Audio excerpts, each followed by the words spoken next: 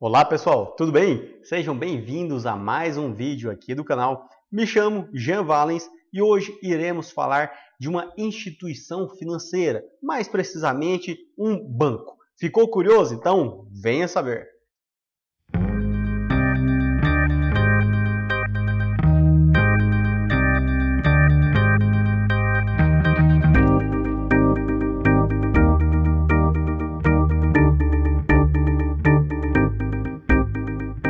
Bem, pessoal, como vocês já devem ter lido aqui no título do vídeo, hoje iremos falar do Banco Banrisul, pois aparentemente seus indicadores estão muito bons, pessoal. Até confesso para vocês antemão que ainda essa semana pretendo fazer um aporte para poder acrescentá-lo na minha carteira de investimentos.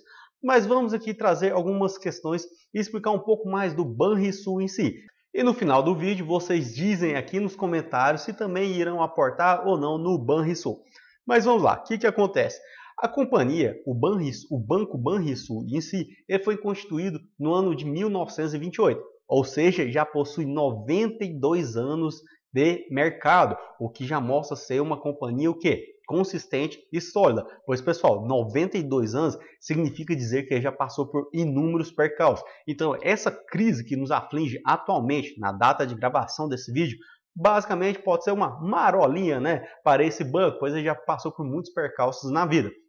E sempre o que? Mais importante, conseguiu sobreviver a eles. Mas o que acontece? Esse banco, ele foi constituído como um banco público de crédito rural, lá em 1928. E ele também trabalhava com a parte hipotecária em si, cuja sua principal atividade era a realização de empréstimos em longo prazo com garantia hipotecária. E o que ocorre? Em 1977, ele passou a ser listado na nossa Bolsa de Valores, ou seja, ele já possui 43 anos de listagem na nossa tão famosa Bolsa de Valores. Mas, em 1990, ele passou a ser um banco múltiplo, né? Atuar basicamente com todos os setores possíveis dentro da companhia, né? Ao qual ele possui uma carteira comercial, de crédito imobiliário e de crédito para voltar para o mercado imobiliário em si, financiamento, investimentos e etc. Tanto é que em 1997 ele ainda deu um passo maior e absorveu toda a estrutura das agências, clientes e também o que? Alguns ativos do tão famoso Banco da Caixa Econômica Estadual. Isso, Caixa Econômica Estadual, pessoal. Não confundam com a Caixa Econômica Federal. Essa Caixa Econômica Estadual, ela era também do poder público lá do Rio Grande do Sul. Afinal, o Banco Banrisul pertence ao governo do estado do Rio Grande do Sul. Ou seja, realmente ele tem um dedinho lá dentro. Mas o que ocorre? O Banco Banrisul, ele tem tanto as suas ações preferenciais quanto as suas ações ordinárias. As ações ordinárias, que é aquela que termina com 3, ele tem mais ou menos um free float de aproximadamente 2%. Ou seja, sua liquidez é muito baixa na Bolsa de Valores, pois o poder público do governo estadual do Rio Grande do Sul possui 98% das suas ações.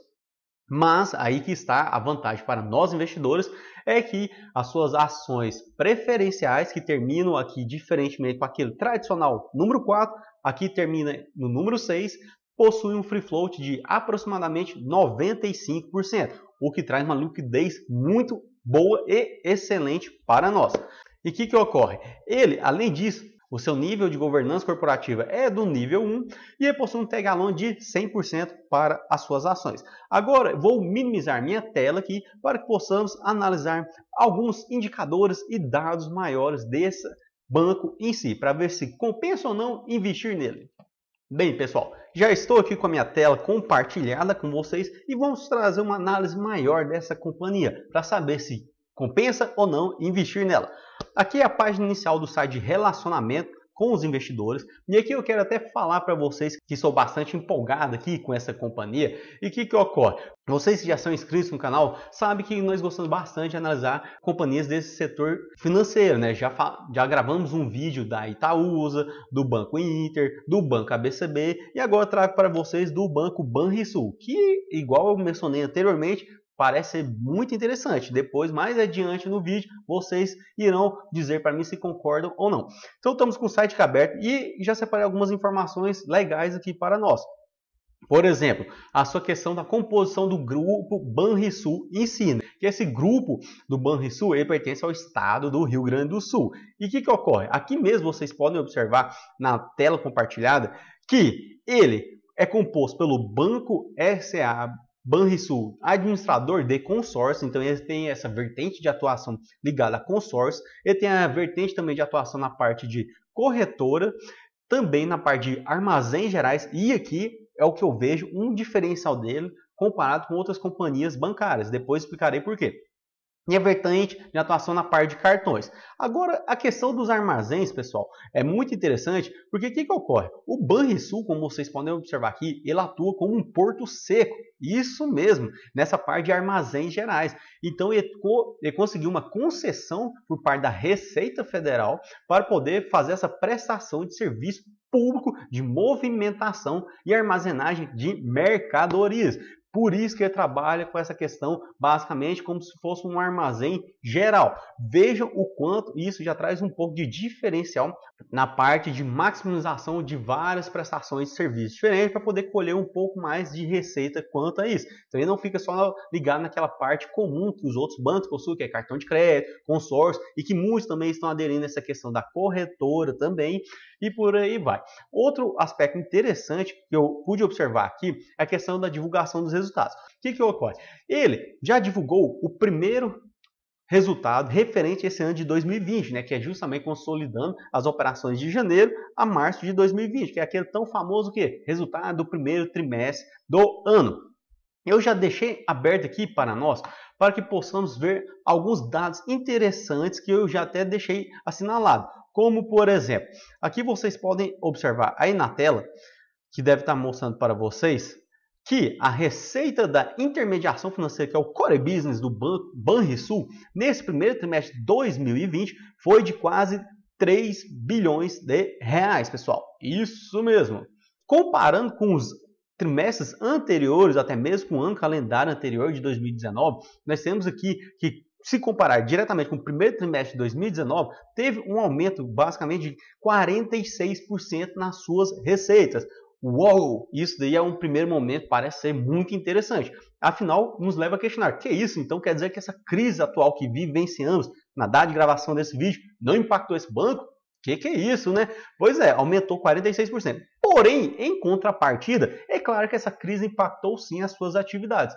Tanto é que mais abaixo vocês podem ver que as suas despesas, em contrapartida, aumentaram muito, e muito mesmo, pessoal, porque as suas receitas basicamente quase que triplicaram, né? Porque teve um aumento de 176%. Afinal, 100% quer dizer que duplicou, 200% teria triplicado. Então veja que teve um aumento nas suas despesas em 176%. E muito, com certeza, tem a ver com essa questão da adaptação com base na crise econômica que nos afligiu repentinamente no início desse ano de 2020. Mas o seu lucro, porventura, ele não foi tão impactado assim se compararmos com outras empresas que já divulgaram os seus resultados. Afinal, vocês podem observar que, pelo menos ele conseguiu entregar um lucro e que foi um belo de um lucro, porque estamos falando de um lucro líquido de 257 milhões de reais, pessoal. Isso não é um lucro baixo, é um lucro muito expressivo, principalmente no cenário que estamos vivenciando e que representou, na verdade, uma queda de 35% comparado com o lucro que ele obteve no primeiro trimestre de 2019. Mas, lembrando, trazendo para os dias de hoje, com base no cenário que vivenciamos, ele trouxe um bom lucro, pois esse lucro chegou a quase que dar uma margem líquida para ele de 10% com base no seu faturamento, o que já mostra ser, pelo menos, um pouco consistente. Ele não teve um impacto tão grande assim nas suas operações, diferentemente de outras companhias que conseguiram pelo menos zerar, não ficar no prejuízo, mas também não entregou lucro, e outras que infelizmente acabaram tendo prejuízo nas suas operações por causa do cenário econômico. Mais abaixo eu separei também outros dados, como por exemplo o seu valor de mercado. O valor de mercado aqui, pessoal, para quem tem dúvida, basta você pegar a quantidade de ações que tem emitida dessa companhia e multiplicar pela cotação atual dela, que esse vai ser chamado o famoso market cap da companhia. Então esse market cap dela, vejo que reduziu em quase que 50%. Opa, então aqui nós possivelmente temos um dado interessante, pois o preço de mercado dela ficou ainda quase que 5 bilhões de reais, o que já demonstra que ela mesmo assim não é uma small cap, e também que ela teve, de certa forma, um desconto, porque se o preço reduziu bastante, obviamente a sua cotação de mercado caiu. Tanto é que se compararmos aqui, igual eu deixei selecionado, o preço médio para cada ação, comparando o primeiro trimestre de 2019 com o primeiro trimestre de 2020, vemos que já teve uma desvalorização de 15%, arredondando esse valor. Ou seja, 15% abaixo do que ela estava antes, pessoal. Então vejamos aqui que ela já aparentemente então desvalorizou nesse processo. Mas temos que entender se realmente faz sentido ter desvalorizado ou é porque é uma empresa ruim. E se nós olharmos estritamente apenas essa parte do patrimônio dela e valores de mercado, nós vemos que o seu patrimônio, o valor patrimonial para cada ação, o nosso famoso VPA, ele na verdade subiu, ou seja, ela conseguiu ter mais ativos para esse ano de 2020. Ela aumentou a sua posição de ativos e o seu patrimônio, inclusive, conseguiu crescer. Então ele saiu, comparado ao primeiro trimestre de 2019, de R$18 para quase R$20, o que já demonstra aqui, pessoal, comparando apenas o primeiro trimestre, que ele já estava com um desconto, se levarmos em consideração apenas a questão do valor patrimonial para cada ação. Então, ele estava aqui com um desconto de basicamente uns 5%, né? Então, isso aqui já começa a chamar um pouco mais a nossa atenção. Afinal, quem aqui não quer conseguir bons ativos com preço descontado, não é mesmo? E, por fim, coloquei aqui em destaque que o seu índice de inadimplência abaixo de 90 dias ficou no montante basicamente de 3,37%, ou seja, não é um valor tão elevado assim, o que já deixa nós respirarmos um pouco mais tranquilamente. Mas, voltando agora aqui para o site, passada essa parte aqui da divulgação dos resultados já desse primeiro trimestre de 2020, nós temos também outra área muito interessante e que está, de certa forma, atualizado comparado com outras companhias que, tradicionalmente, as empresas no seu site sempre colocam o que temos de recomendações do mercado por parte das suas ações, né, seus papéis. Eles sempre elencam lá diversos casos de análise, outras companhias financeiras que recomendam o valor, coloca a data e por aí vai. E aqui do Banrisul está até de certa forma atualizado, porque temos bastantes relatórios ainda desse ano de 2020. Como vocês podem observar aqui na tela, ele colocou do Banco Brasil, Bradesco, BTG e por aí vai. Aqui alguns falam que estão com posição de recomendação de compra, outros que estão neutro e por aí vai. Quem tiver maior interesse, depois acesse o site ou então pausa o vídeo aqui nessa tela para que você possa observar. Eu vou passar aqui um pouco mais devagar, mas vejamos que temos bastante empresas que estão, de certa forma, recomendando principalmente a compra das ações do Banrisul.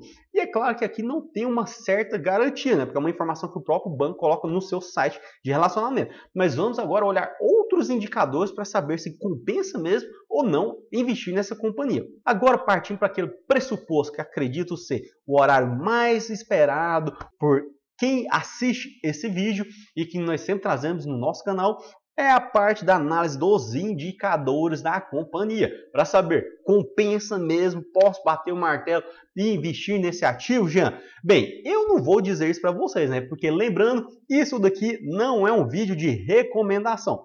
Pois toda e qualquer decisão tomada por vocês será de sua exclusiva responsabilidade. Só estou compartilhando alguns dados que achei interessante. E já confesso, igual eu citei lá no início do vídeo, que ainda essa semana eu particularmente, Jean Valens, pretendo investir nessa empresa e adicionar no meu portfólio. E o que ocorre? O Banco Banrisul, conforme mencionei, o melhor é o BRCR6, que é as suas ações preferenciais e que tem uma liquidez, pois tem um free float de quase que 94%. Vejamos que o seu último fechamento a preço de mercado ficou em R$ 14,68. Vejam aqui que ele está já bastante descontado comparado se pegarmos um histórico dos últimos 12 meses da sua cotação, pois vejo que ele veio diminuindo e não foi por causa dessa questão do ativo não ser bom, e sim por causa do momento que vivenciamos. Vejo aqui que aquele fatídico dia 23 de março de 2020 ficará tão conhecido que nós sempre falamos nos nossos vídeos aqui, que foi quando o IFIX caiu, o Ibovespa caiu, tudo quanto é coisa que estava na renda variável caiu bastante. Então vejo que ele chegou a pasmo em valores de R$ 10,68. Mas que o seu preço máximo foi até então nesse último ano de R$ 24,30. Então vejamos aqui que já temos um gap de pelo menos uns 50% de potencial de valorização caso o Banrisul consegue retomar esse valor que ele já atingiu na sua máxima. Então hoje ele está em 14,68. Se ele conseguir bater esses R$ 24,00 novamente, ele entregará para o seu investidor uma valorização na parte de ganho de capital, se o investidor decidir realizar o lucro, de pelo menos 50%. Além disso, nós temos que o seu dividend yield está em 6,55%, que analisando hoje friamente, né, é um bom dividendo, pessoal. Por quê? Afinal, a nossa Selic foi cortada novamente e está na sua, novamente, mínima histórica, né? Essa palavra ficou, acho que até batida, né? Porque, basicamente, toda reunião do Copom vem uma mínima histórica da Selic, mas, atualmente, ela está em 2,25%. Lembrando que, se você investir, se você fizer algum investimento na renda fixa, que seja atrelado, mesmo que seja na taxa Selic, ele não entregará aquele 2,25 para você, pois isso aqui lá é um valor bruto, afinal incide, na maioria das situações, o imposto de renda ainda. Então, quando você ainda paga esse imposto de renda na sua mínima, que ele vai de 22,5% até 15%, você terá uma rentabilidade muito menor do que 2%. Veja que 6,55% do Banrisul é 3 vezes mais do que a própria Selic. Então já parece ser bem interessante para os dias atuais, pessoal. E o que ocorre aqui? Mais abaixo nós vamos olhar um pouco dos seus indicadores e aí sim, chegando na parte muito boa do vídeo, que é o quê? Primeira questão que chama nossa atenção aqui é justamente o seu preço sobre o seu lucro. Ou seja, aqui nós temos que em menos de 5 anos, se investirmos hoje no Banrisul, conseguiremos ter o retorno do nosso capital investido. Esse é um indicador muito bom para quem quer investir em algumas companhias, né, para tomar alguns riscos. E é um valor que está muito baixo, nem parece ser uma ação da bolsa, pois se vocês olharem tradicionalmente, empresas como essa conseguem entregar um indicador às vezes acima de 10, dependendo do business, quando quer reinvestir no próprio negócio, não ficar distribuindo rendimentos e receita para os seus acionistas, fica acima de 20. E eu até não gosto, eu gosto mais ou menos da casa de pelo menos de 20 para baixo. Acho que até, salvo engano, o vídeo que gravamos do Itaúsa, que eu vou deixar o card aqui em cima, estava abaixo de 10, mas o Banrisul está com menos de 5, o que já entrega um bom resultado. Além disso, o seu preço sobre o seu valor patrimonial. Agora que chegamos onde eu estava doido para comentar com vocês. O valor patrimonial para cada ação está em R$19, quase 20, onde olhamos lá no próprio relatório do primeiro trimestre de 2020. E o seu valor de mercado hoje em dia sobre esse seu valor patrimonial representa 74%. Ou seja, se você investir no Banrisul hoje, quer dizer que você está comprando um ativo com 26% de desconto comparado com o seu patrimônio. Ou seja, com aquilo que tem de patrimônio, você está levando aqui lá com desconto de 26%. Até parece Black Friday, né, pessoal? Mas então, veja aqui que também é um dado muito interessante, pois mostra que não é um valor que já está tão esticado. Por quê, Jean? Porque nós temos outras companhias, principalmente alguns bancos maiores, como, salvo engano, o Banco Bradesco, o Banco Santander, que estão com múltiplos de 2 e 4, diferentemente até mesmo do Banco Brasil, que está, acho que atualmente, na data de gravação desse vídeo, 3% de desconto. Mas é muito difícil você encontrar bons bancos que estão com valor de mercado abaixo do valor patrimonial. Temos a BCB, que eu me recordo agora de cabeça, o Banrisul e, salvo engano, o BMG e o Banco do Brasil. Pelo que eu me recordo de cabeça, são esses 4 bancos atuais que estão com um excelente desconto, comparado o seu preço de mercado com o seu valor patrimonial. Então veja que isso é muito bom. Além disso, nós temos a sua margem líquida nas suas operações, que nos últimos 12 meses entrega uma média de 13%, o que é bastante interessante, pessoal, pois nessas empresas, igual eu sempre cito, de prestação de serviço, que basicamente é os bancos, né, empresas de comércio, empresas até mesmo de indústria, quando tem uma margem acima de 10%, é muito interessante. pois mostra que de fato eles têm uma operação, digamos assim, controlada, pois eles têm um faturamento e dele consegue extrair mais de 10% de lucro no final. Por quê? Quando tem uma margem abaixo disso, às vezes qualquer indício de crise que essa empresa vier a enfrentar, pode ser que ela comece a ter prejuízo. E aqui não, aqui tem um indicador acima de 10, então eu já fico mais sossegado e mais tranquilo.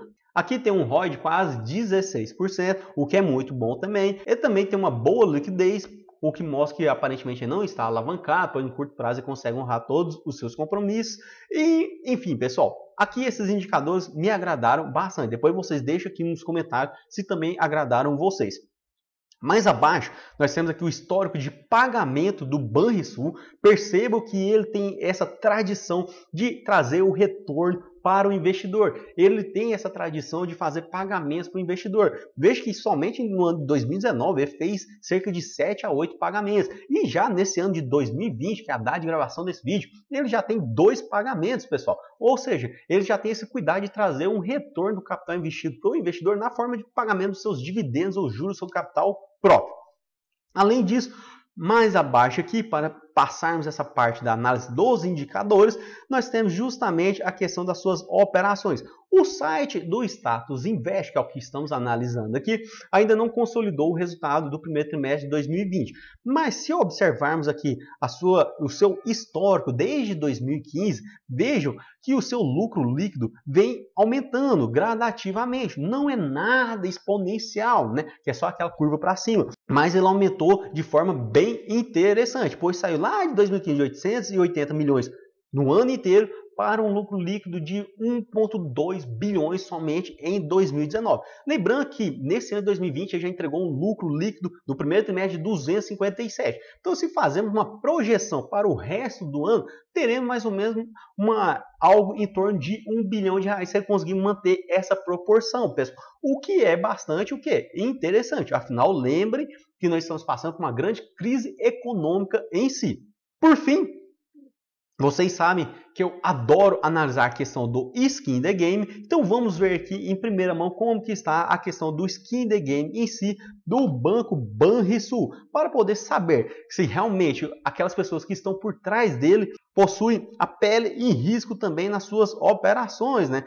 Já que nós, investidores, estamos com essa pretensão de investir, temos que ver se eles estão alinhados, pois se a diretoria tiver fazendo a venda, se estiver desfazendo das suas posições, por que eu, investidor, vou pegar, enfrentar e começar a montar posição nessa companhia, né? O que ocorre? O seu controlador, já vejamos aqui, que ele possui, se somar suas ações ordinárias e ações preferenciais, possui quase que 202 milhões de ações da companhia e que não efetuou nenhuma operação, seja de compra ou de venda, durante o mês de maio.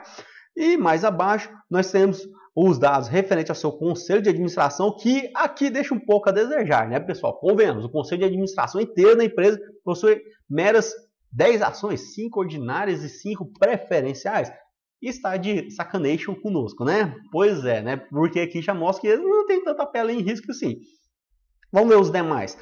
A diretoria já começa a ficar um pouco mais interessante, afinal, somando o que ela tem de posição, dá cerca de 61 ações. Também acredito que deixou a desejar. Isso até me assusta um pouco, né, pessoal? Porque eu mesmo quero comprar, no mínimo, pelo menos um lote padrão de 100. O seu conselho fiscal, por sua vez, conseguiu ser o campeão, basicamente, aqui do nosso vídeo, né? Pois é o que tem a menor posição. Ele consegue ter, ao todo, 4 ações da companhia, ou seja, menos do que as 10 que nós vimos do Conselho de Administração. Bem, pessoal, então esse foi o nosso vídeo de hoje. Realmente aqui, essa parte do pessoal por trás do Banco Banrisul deixou a pouco desejar. Só o seu controlador que tem aquelas 202 milhões de ações, mas o resto, se somar aqui, tem ao todo 75 ações. Vejam só, até nós, meros mortais, conseguimos montar uma posição maior do que a deles. Mas bem, esse foi o nosso vídeo de hoje. Se vocês gostaram, desde já eu peço que vocês deixem seu like. Façam aqui nos comentários se vocês pretendem montar posição do Banrisul, se vocês vão desfazer da sua posição do Banrisul, ou se você já possui e vai deixar quietinho lá a sua posição no Banrisul. E também se inscreva no nosso canal caso você não seja inscrito e nos vemos no próximo vídeo.